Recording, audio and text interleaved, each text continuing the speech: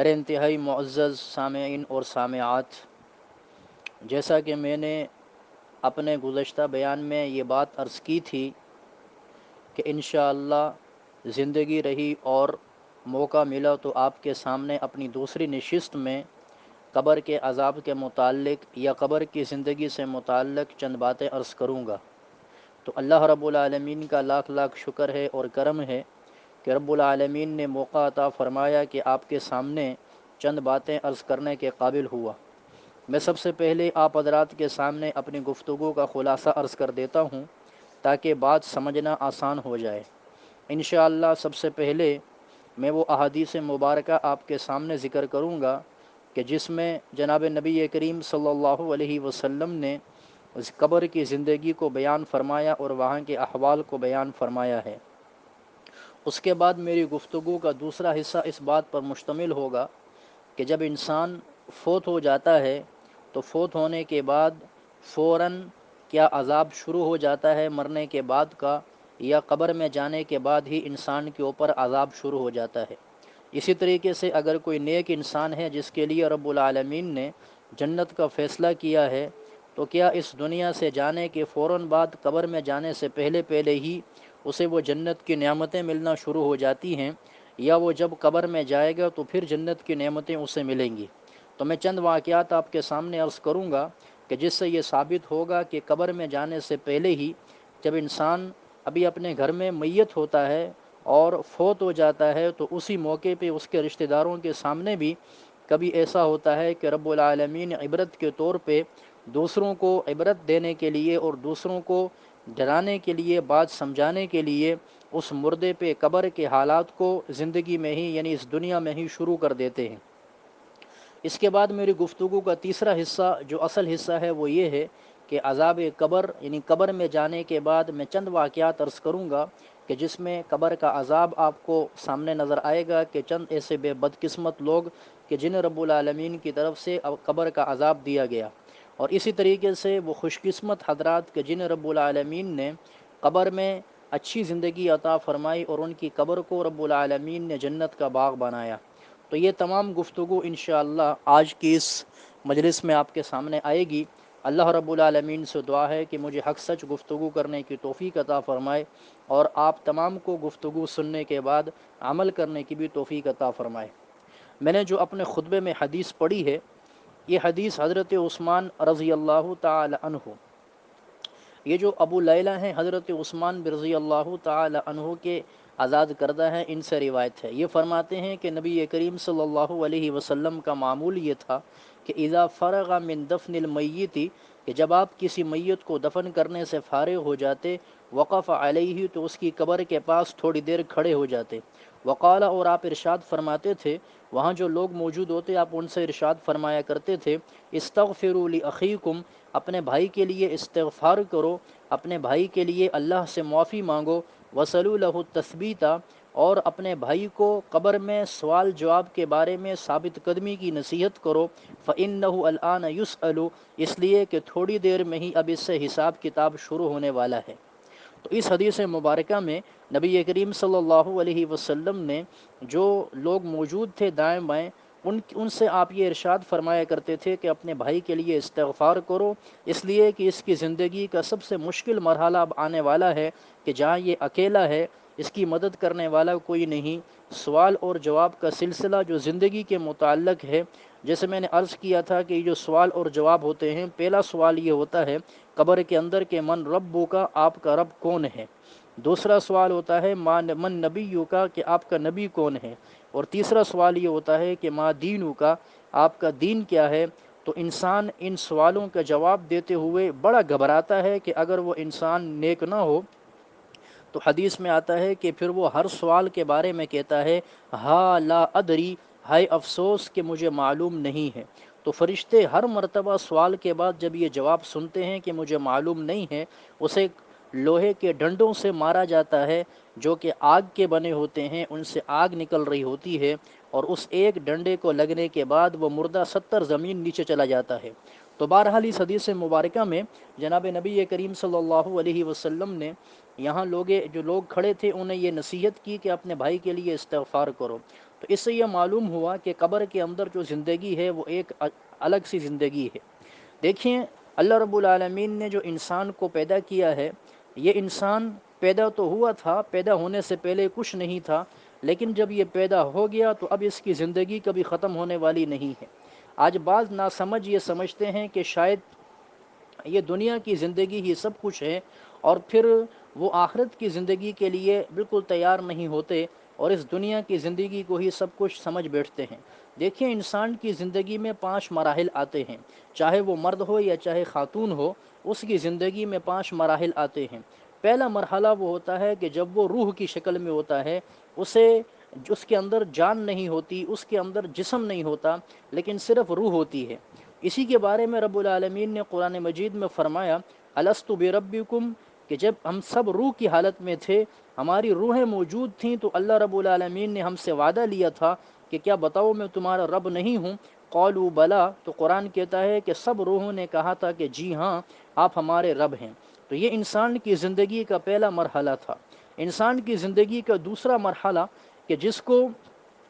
قرآن مجید نے یوں بیان کیا کہ ثم السبیل یسرا، کہ انسان کو رب العالمین نے ماں کے پیٹ میں رکھا، 9 مہینے ہر انسان ماں کے پیٹ میں رہتا ہے۔ وہاں کے تاریک اندھیروں میں رہنے کے بعد ہم دیکھتے ہیں کہ دیکھیں جو بچے دنیا میں پیدا ہوتے جا رہے ہیں، ہمارے سامنے کی بات ہے، یہ کوئی ڈھکی چھپی بات نہیں کہ وہ ماں کے پیٹ کے راستے سے پیدا ہو رہے ہیں۔ 9 مہینے ماں کے پیٹ میں وہ پرورش پاتے ہیں، وہاں انہیں خوراک بھی ملتی ہے، وہاں ان کی حرکت بھی ہوتی ہے، وہاں وہ ایک زندگی گزارتے ہیں، اور اس کے بعد پھر رب العالمین فرماتے ہیں ثم السبیل یسرا، کہ پھر ہم راستے کو کھولتے ہیں اور ماں کا وہ راستہ اس کے لیے آسان بن جاتا ہے۔ اللہ رب العالمین فرشتوں کے پروں پہ رکھ کے اس بچے کو دنیا کے پیٹ میں لے آتے ہیں۔ تو میں اور آپ، ہم میں سے ہر ایک یہ 2 مراحل گزار چکے ہیں۔ روح کی حالت میں بھی تھے، ہم ماں کے پیٹ سے ہو کے دنیا کے پیٹ میں آ چکے ہیں۔ اس وقت ہمارا تیسرا مرحلہ چل رہا ہے۔ یہ دنیا جو ہے رب العالمین نے پھر امتحان گاہ بنائی ہے۔ اللہ رب العالمین قرآن مجید میں خود فرماتے ہیں کہ وما خلقت الجن والانس الا لیعبدون، کہ ہم نے انسانوں اور جنات کو اپنے عبادت کے لیے پیدا کیا ہے۔ اور جب انسان پھر اس دنیا کے پیٹ میں ایک وقت گزار کے عمر جتنی بھی ہو، 70 سال ہو، 80 ہو، 100 ہو، آخر میں اللہ فرماتے ہیں کل نفس ذائقۃ الموت، کہ ہر انسان کو موت ضرور آئے گی۔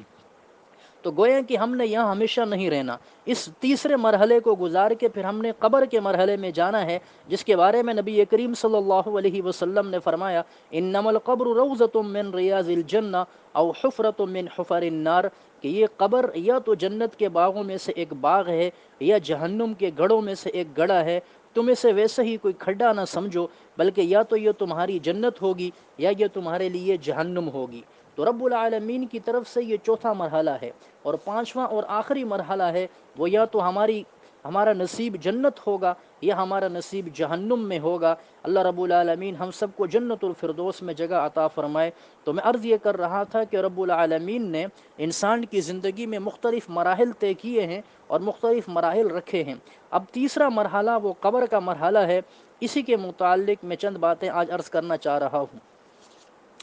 تو پہلی بات میں نے عرض کی کہ قبر کے اندر جو ہے وہ حساب کتاب بھی ہوتا ہے، قبر کے اندر سوال جواب بھی ہوتا ہے۔ ایک دوسری روایت ہے کہ جس کے اندر نبی کریم صلی اللہ علیہ وسلم نے ارشاد فرمایا کہ جب میت کو قبر میں رکھا جاتا ہے تو اس کے گناہوں کی وجہ سے اسے جب عذاب دیا جاتا ہے، وہ اس عذاب کی وجہ سے چیخ و پکار کرتا ہے۔ دنیا کی ہر مخلوق اس عذاب کو سنتی ہے الا الثقلین، مگر انسان اور جنات جو ہیں رب العالمین ان کو سننے کی توفیق نہیں دیتا، سننے کی طاقت نہیں دیتا۔ لہذا دنیا میں جتنے بھی انسان ہیں وہ سارے کے سارے وہ جب قبر میں جاتے ہیں تو ان کا تعلق یا تو اچھی زندگی سے ہوتا ہے یا بری زندگی سے ہوتا ہے۔ تو لہذا قبر میں رکھنے کے بعد انسان کو یا تو عذاب ہوگا یا اسے اچھی زندگی کی وجہ سے جنت کی خوشبو آتی رہے گی۔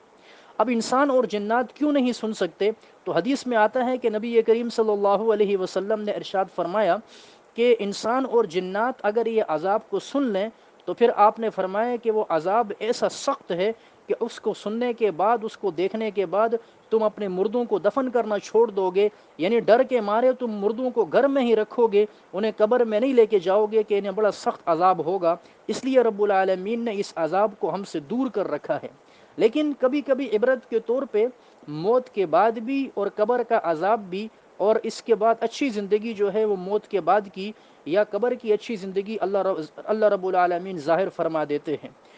میں چند واقعات آپ کے سامنے رکھتا ہوں۔ سب سے پہلے وہ واقعات ہیں کہ انسان بعض ایسے لوگ گزرے کہ جن کے مرنے کے فوراً بعد ہی اللہ رب العالمین نے ان کی زندگی میں عذاب کو ظاہر فرما دیا۔ دیکھیں رب العالمین قرآن میں فرماتے ہیں کہ مَن یعمل سوءا یجز بہ، جو بھی کوئی چھوٹے سا چھوٹا گناہ کرے گا رب العالمین اس کا بدلہ ضرور دے گا، اسے ضرور بدلہ دیا جائے گا۔ اب یہ بدلہ یا تو دنیا میں ہی مل جاتا ہے یا زندگی کے بعد موت کے بعد قبر سے پہلے ہی مل جاتا ہے، یا قبر میں جانے کے بعد تو پھر ضرور بے ضرور ہی ملے گا، اور آخر میں جہنم بھی انتظار میں ہے۔ تو سب سے پہلے جو واقعہ میں آپ کے سامنے عرض کروں گا وہ یہ ہوگا کہ موت کے بعد جن لوگوں کو رب العالمین نے فوراً عذاب میں گرفتار کیا۔ یہ ایک خاتون کا واقعہ ہے، اور یہ واقعہ ہمارے کراچی کا ہے، سچا واقعہ ہے۔ اور اس کے جو وہی واقعہ جو ہے یہ ایک کتاب ہے، موت اور عذاب برزخ، موت اور عذاب قبر کے واقعات۔ اس کتاب کے اندر یہ واقعہ ہے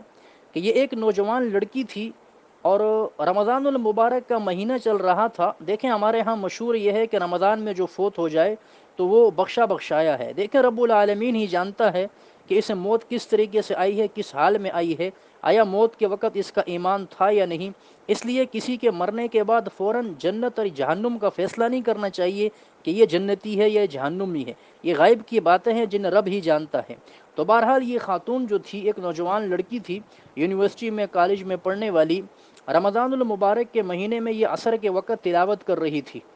جب یہ تلاوت سے کچھ فارغ ہونے لگی، ابھی تلاوت کر ہی رہی تھی کہ اس کی والدہ نے اسے کہا کہ آ کے میرے ساتھ افطاری میں مدد کریں، آپ افطاری کریں میرے ساتھ مل کے، افطاری کا سامان بنائیں۔ اس خاتون نے، اس لڑکی نے بجائے والدہ کی بات ماننے کے فوراً دوسرے کمرے میں چلی گئی اور قرآن کو تلاوت کے دوران ہی بند کر دیا۔ یعنی قرآن مجید پڑھ رہی تھی، پڑھتے پڑھتے اچانک اسے کچھ یاد آیا، ابھی تلاوت مکمل نہیں ہوئی، اس نے فوراً قرآن مجید کو بند کر دیا، اور جب قرآن کو بند کیا تو فوراً ایک دوسرے کمرے میں گئی جہاں پہ اس کے دوسرے بہن بھائی بیٹھ کے ٹی وی دیکھ رہے تھے۔ یہ بھی دوڑتی ہوئی آئی اور اس نے ریموٹ ان سے کھینچا اور کہا کہ ارے میری فلم کا، میرے ڈرامے کا وقت ہو چکا ہے، وہ ڈرامہ میرا نکلنے والا ہے، وہ جو ڈرامہ میں دیکھتی ہوں اس وقت وہ ڈرامہ، وہ چینل لگاؤ۔ چنانچہ بہن بھائیوں نے بھی جب اس کی ضد کو دیکھا، یہ جوان لڑکی تھی، وہ بہن بھائی بھی اس کے جوان تھے، انہوں نے وہ ڈرامہ لگایا۔ افطاری سے کچھ پہلے یہ ڈرامہ ختم ہوا۔ یہ لڑکی دوبارہ جب ڈرامہ ختم ہونے کے بعد واپس اپنے کمرے کی طرف آئی کہ چلے وہ قرآن کا جو باقی حصہ ہے میں اب دوبارہ پڑھ کے آ جاتی ہوں، کہ ڈرامے کی وجہ سے میں نے قرآن کو بند کر دیا تھا۔ جب یہ واپس اپنے کمرے میں گئی تو قرآن مجید جہاں اس نے اوپر الماری کے اوپر رکھا تھا، اسی طرف سائڈ کنارے پہ کیا دیکھتی ہے کہ ایک بڑی خطرناک قسم کی چھپکلی ہے، وہ جو انتہائی عجیب و غریب قسم کی چھپکلی ہے، جو دنیا کی چھپکلیوں سے الگ ہی کچھ ہے، اور وہ مسلسل گھور گھور کے اس لڑکی کو دیکھ رہی ہے۔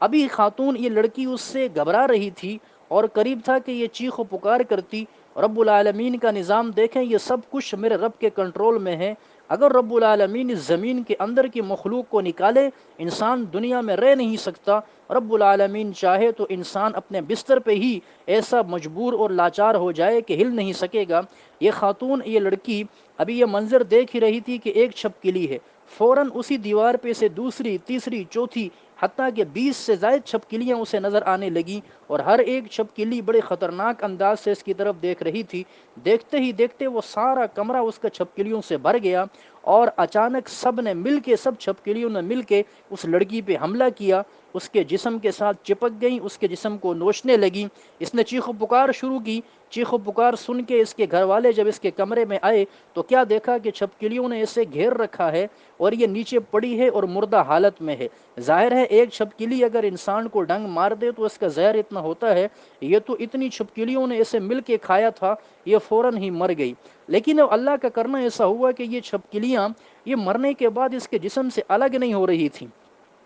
قریب میں ایک مسجد کے امام صاحب تھے، ان کے پاس جب ان کے رشتہ دار گئے، سارا واقعہ سنایا تو امام صاحب نے کہا کہ لگتا ہے کہ رب العالمین کی طرف سے عذاب ان کے اوپر دنیا میں ہی آ گیا ہے، تو رب العالمین کی اس طرف استغفار کیا جائے اور اللہ رب العالمین سے دعا کی جائے کہ ہمیں اتنی مہلت دے دے کہ ہم اس کی غسل اور کفن کا انتظام کر لیں۔ تو انہوں نے استغفار کیا، جب استغفار کرنے لگے اور دعا کرنے لگے تو اتنا ہوا کہ یہ چھپکلیاں ایک طرف کنارے پہ جا کے دیواروں کے ساتھ بیٹھ گئیں. انہوں نے ان کو غسل دیا، اسے کفن پہنایا. نماز جنازہ کے بعد جب لے جانے لگے تو کیا دیکھتے ہیں کہ اس کے کفن میں حرکت ہو رہی ہے، اور وہی چھپکلیاں اس کے کفن پہ اندر اور باہر ہیں. اور جیسے ہی اس کو قبر میں دفن کیا، ڈنڈے کے ذریعے اس کو دھکا دے کے کھڈے میں اتارا، ابھی اس کے اوپر مٹی پھینک کے جیسے ہی لوگ واپس آ رہے تھے، ابھی لوگ تھوڑا ہی دور پہنچے تھے کہ پیچھے سے قبر کے پھٹنے کی آواز آئی. اور کیا دیکھتے ہیں کہ جو خاتون تھی جسے ابھی دفن کر کے آئے تھے، یہ خاتون، اس کا جسم پھٹا ہوا ہے، اس کے جسم کے ٹکڑے ٹکڑے ہوئے ہیں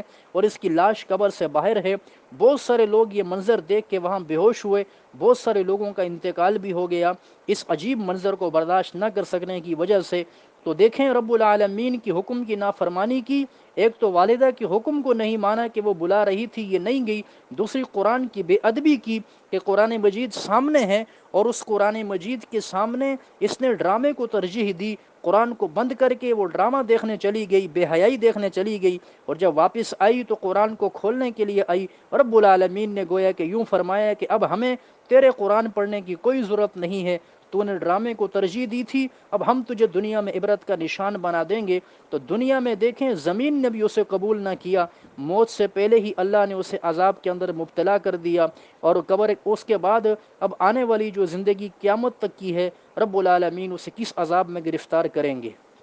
تو دیکھیں انسان کو یہ چاہیے کہ اپنی زندگی میں استغفار کی عادت رکھے، اس لیے کہ بسا اوقات انسان دنیا میں گناہ ایسے کرتا ہے زندگی میں کہ اللہ زندگی میں تو پردہ رکھ لیتا ہے، لیکن موت کے بعد پھر ان گناہوں کا اثر اللہ دوسرے لوگوں پہ ظاہر کر دیتا ہے، اور اللہ دنیا والوں کو بتا دیتا ہے کہ یہ انسان کس قسم کا انسان تھا. اور یہ موت کے بعد اللہ بچائے کہ اگر ہمارے ساتھ ایسا ہو گیا کہ ہمارے پردے راز فاش ہو گئے اور ہمیں اللہ رب العالمین نے دوسروں کے سامنے عبرت کا نشان بنا دیا تو پھر کیا ہوگا. قبر میں عذاب تو الگ ہے ہی. دوسرا واقعہ، یہ بنو امیہ کا ایک بادشاہ ہے مروان بن حکم. یہ شروع میں تو اچھا انسان تھا، لیکن جب اسے حکومت ملی اور مال و دولت آیا تو یہ اللہ کا نافرمان بنا. اس کی موت کے بعد بھی رب العالمین نے اس عبرت کا نشان یہ بنایا کہ اس کے موت کے بعد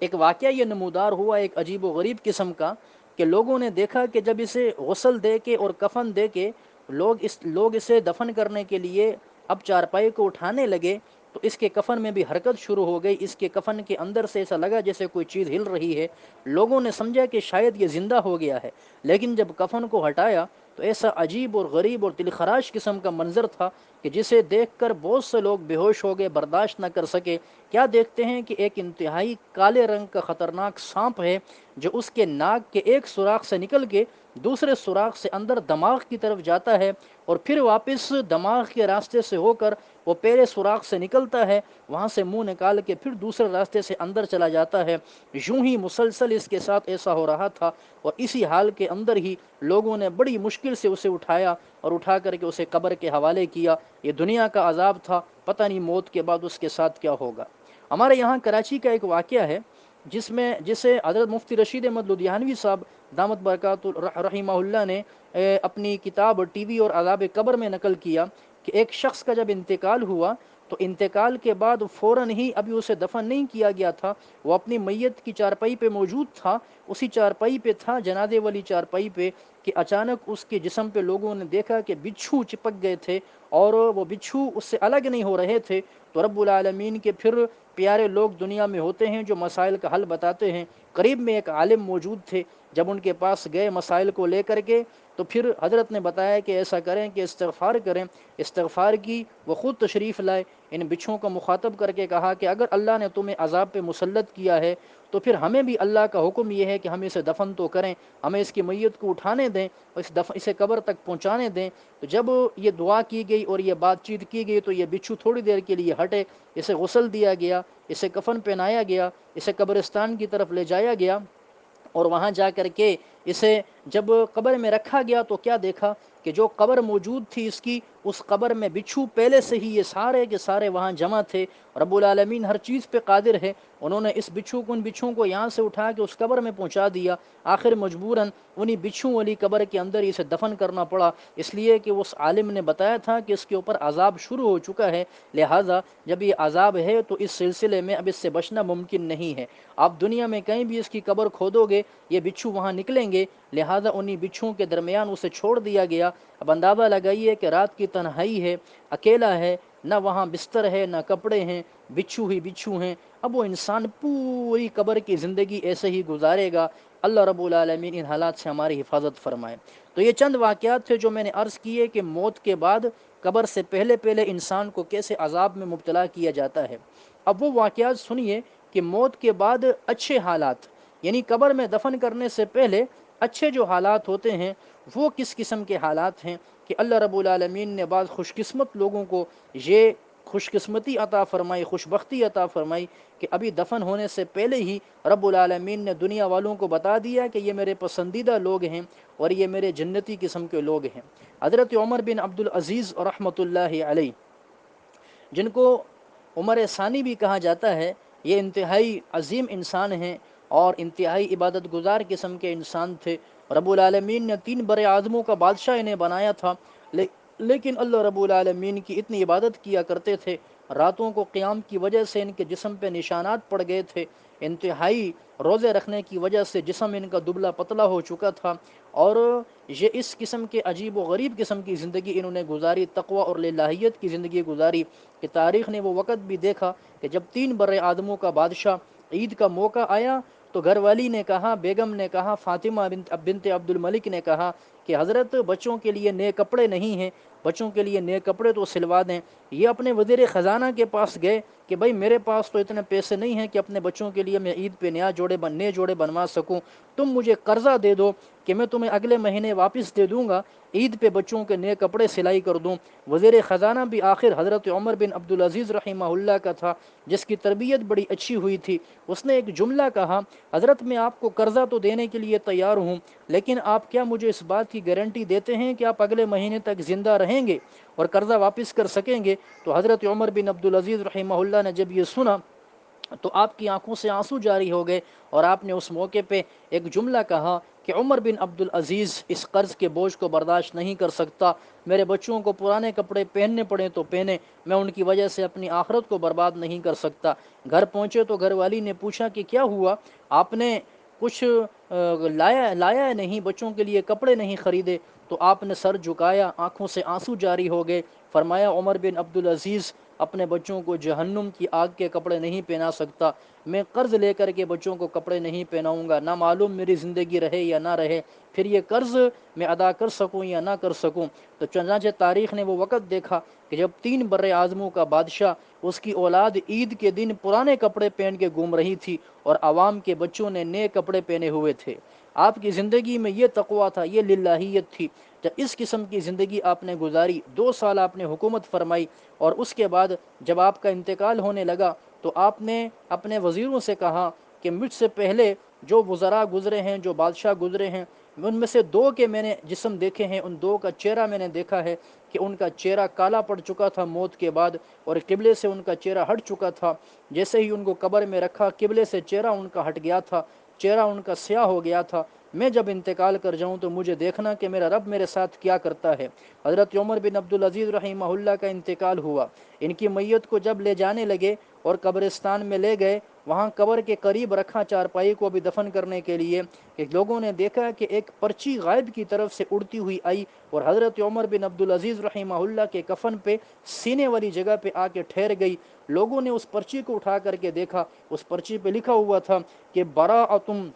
من اللہ لعمر بن عبدالعزیز، کہ اللہ رب العالمین کی طرف سے عمر بن عبدالعزیز کو جہنم سے بری کیا جا رہا ہے، اور یہ جنتی آدمی ہے، اس کے لیے جنت کا فیصلہ ہے. آپ کے چہرے کو دیکھا تو آپ کا چہرہ چمک رہا تھا، جب آپ کو قبر میں رکھا گیا تو آپ کا چہرہ قبلہ رخ ہی تھا. تو یہ کرامت آپ کی ظاہر ہوئی، اور رب العالمین نے دنیا والوں کو بتا دیا کہ یہ میرا پسندیدہ انسان تھا، اور رب العالمین نے اس وجہ سے ہی آپ کو یہاں آپ کو جو ہے وہ اچھی زندگی عطا فرمائی، اور موت کے بعد آپ کی ایک اچھی علامت لوگوں کے سامنے ظاہر ہوئی. اسی طریقے سے ہندوستان کے اندر ایک بہت بڑے اللہ والے انسان گزرے ہیں، حضرت مجدد الفسانی رحمۃ اللہ علیہ، یہ 12ویں صدی کے مجدد ہیں۔ مجدد اسے کہا جاتا ہے کہ جو دنیا کے اندر جب بدعات پھیل جائیں، رسم و رواج پھیل جائے، جہالت پھیل جائے، اور اللہ کا نیک بندہ اٹھ کے دین کی صحیح بات لوگوں کو بتائے، سنتوں پہ لوگوں کو عمل کروائے، دین کی ترجمانی کروائے، تو اسے کہتے ہیں مجدد۔ الف ثانی چونکہ 12 کو کہا جاتا ہے، 1200 کو، اس لیے 12ویں صدی کے یہ مجدد ہیں۔ ان کا نام تھا شیخ احمد سر ہندی رحمۃ اللہ علیہ۔ ان کے بارے میں ایک عجیب کرامت ہے کہ جب ان کا انتقال ہوا، ان کے انتقال کے بعد لوگوں نے ایک عجیب منظر یہ دیکھا کہ نمبر ایک تو یہ جب تختے پہ رکھے گئے غسل کرنے کے بعد، کفن پہنانے کے بعد، لوگوں نے دیکھا کہ ان کے یہ اتنے مسکرا رہے تھے، فوت ہو چکے تھے لیکن اتنے مسکرا رہے تھے کہ ان کے دانت بھی نظر آنے لگے۔ اور نمبر دو، لوگوں نے ان کے ہاتھوں کو سیدھا کر کے رکھا، جیسے میت کے ہاتھ سیدھے کیے جاتے ہیں، لیکن وہ ہاتھ آٹومیٹک اٹھ کر کے ایسے آ کر کے ناف کے نیچے بند جاتے تھے، جیسے انسان نماز کے لیے ہاتھ باندھتا ہے۔ لوگ ان کے ہاتھوں کو پھر اٹھاتے اور پھر صحیح کرتے، لیکن وہ ہاتھ پھر نماز کی جگہ پہ آ کے بند جاتے تھے۔ اور پھر ایک منظر لوگوں نے یہ دیکھا کہ ان کی شہادت کی انگلی وہ آسمان کی طرف بلند ہو کے جا رہی تھی۔ لوگوں نے سمجھا کہ شاید یہ زندہ ہیں، ڈاکٹروں کو، طبیبوں کو بلایا گیا، انہوں نے چیک کیا تو کہا یہ ہمارے دنیاوی اعتبار سے ختم ہو چکے ہیں، لیکن یہ جو آثار ہیں یہ ان کی زندگی کے آثار، یہ اچھی زندگی کے آثار جو قبر کی ہے وہ دنیا میں ہی شروع ہو گئے ہیں۔ رب العالمین ان کی اچھی حالت دنیا کو دکھا رہا ہے کہ یہ نماز کے عادی تھے، مرنے کے بعد بھی اپنے ہاتھوں کو نماز کی جگہ باندھ رہے ہیں، پوری زندگی اللہ کی فرما برداری میں گزاری، موت کے بعد بھی اب دفن ہونے سے پہلے کلمہ شہادت کے لیے اس کی علامت انگلی کو بلند کر رہے ہیں، اور یہ مسکراہٹ ان کی جنت کے مناظر کو دیکھ کر کے ہے۔ تو یہاں دیکھیے گا کہ کتنی اچھی زندگی اللہ رب العالمین نے انہیں عطا فرمائی ہے۔ تو یہ چند باتیں تھیں جو میں نے آپ کے سامنے عرض کی۔ میں نے شروع میں عرض کیا تھا کہ میں عذاب قبر کے واقعات کو بھی عرض کروں گا، لیکن میں یہ محسوس کر رہا ہوں کہ میری یہ گفتگو کافی طویل ہو گئی ہے، شاید سننے والوں کو بھی تھوڑا سا مشکل ہوتا ہے، ہر ایک کے پاس اتنا وقت نہیں ہوتا، تو میں ایسا کرتا ہوں کہ اپنی گفتگو کو 2 حصوں میں تقسیم کر دیتا ہوں۔ ایک حصہ جو آج میں نے بیان کر دیا کہ موت کے بعد دفن ہونے سے پہلے جو انسان کے سامنے حالات آتے ہیں، اچھی زندگی ہوگی تو اچھے حالات ہوں گے، بری زندگی ہوگی تو برے حالات ہوں گے، اور انشاءاللہ میں اپنی دوسری نشست میں قبر کے عذاب سے متعلق چند باتیں عرض کروں گا کہ اچھے لوگوں کو اللہ نے قبر کی اچھی زندگی عطا فرمائی، اور برے لوگوں کو رب العالمین نے قبر کے عذاب میں گرفتار کیا ہے۔ اللہ رب العالمین سے دعا ہے کہ ہمیں عمل کی بھی توفیق عطا فرمائے۔ اچھا، بات یاد رکھیے گا کہ انسان بسا اوقات نفس اور شیطان کے دھوکے میں آ جاتا ہے، اور پھر یہ باتیں اس سے رہ جاتی ہیں، گناہ بھی ہو جاتے ہیں، تو دل چھوٹا نہیں کرنا چاہیے، بلکہ ہر وقت اللہ رب العالمین سے استغفار کریں، توبہ کریں، اور ہمیشہ اللہ کی طرف رجوع رکھیں۔ کبھی گناہ ہو جائے، غلطی ہو جائے، فوراً اللہ رب العالمین کی طرف رجوع کریں، اور یہ جو باتیں ہیں، یہ دین کے پیغامات اپنے ذہن میں رکھیں، اس سے عمل کرنے میں آسانی بھی رہے گی۔ تو آج کی گفتگو کا خلاصہ یہ عرض کر دیا کہ موت کے بعد دفن ہونے سے پہلے ہی جب انسان کی میت اپنے گھر میں ہوتی ہے، ہاسپٹل میں ہوتی ہے، کبھی کبھی وہاں بھی قبر کا عذاب شروع ہو جاتا ہے، اور کبھی وہاں بھی اللہ قبر کی اچھی زندگی کو بھی جاری فرما دیتے ہیں۔ اب اگر ہم یہ چاہیں کہ ہمارے مرنے کے بعد لوگ ہمارا اچھا تذکرہ کریں اور ہماری موت کی مثال دیں کہ یار اس کی کتنی اچھی موت ہوئی ہے، اس کا جسم کتنا اچھا تھا، یا اس کے موت کے بعد اچھے آثار ظاہر ہوئے ہیں، اس کے لیے ہمیں دنیا میں اچھے اعمال کرنے پڑیں گے، اس لیے کہ اچھے اعمال اگر ہوں گے تو اللہ موت کے بعد عزت دے گا۔ اور اگر ہم نے اگر دنیا میں اپنی زندگی ویسی ہی گزاری جیسے ہم گزار رہے ہیں، نہ ہمیں نماز کی فکر ہو، نہ ہم قرآن کی تلاوت کریں، نہ ہم ذکر کریں، نہ ہم پردے کا اہتمام کریں، نہ ہم دیگر معاملات کا خیال کریں، تو اس طرح پھر جب موت آئے گی، موت کے بعد جو احوال ہوں گے وہ قبر میں جانے سے پہلے ہی کبھی کبھی اللہ رب العالمین پھر اس عذاب کو ظاہر فرما دیتے ہیں، اور کبھی قبر میں جانے کے بعد عذاب کو ظاہر فرماتے ہیں۔ میرے خیال میں ہم میں سے کوئی پسند نہیں کرے گا کہ ہمارے مرنے کے بعد لوگ ہمارے واقعات سنائیں کہ یار فلاں ایسا گنہگار تھا، فلاں ایسی گنہگار خاتون تھی۔ ہم میں سے ہر ایک یہ چاہتا ہے کہ ہمارا اچھا تذکرہ ہو، اس لیے اچھے تذکرے کے لیے ضروری یہ ہے کہ ہم اچھی زندگی گزاریں۔ رب العالمین سے دعا ہے کہ جو کچھ کہا سنا، اللہ رب العالمین ہم سب کو اس پہ عمل کی بھی توفیق عطا فرمائے، اور دوسروں کو بھی اس پیغام کو پہنچانے کی توفیق عطا فرمائے۔ وما علینا الا البلاغ المبین۔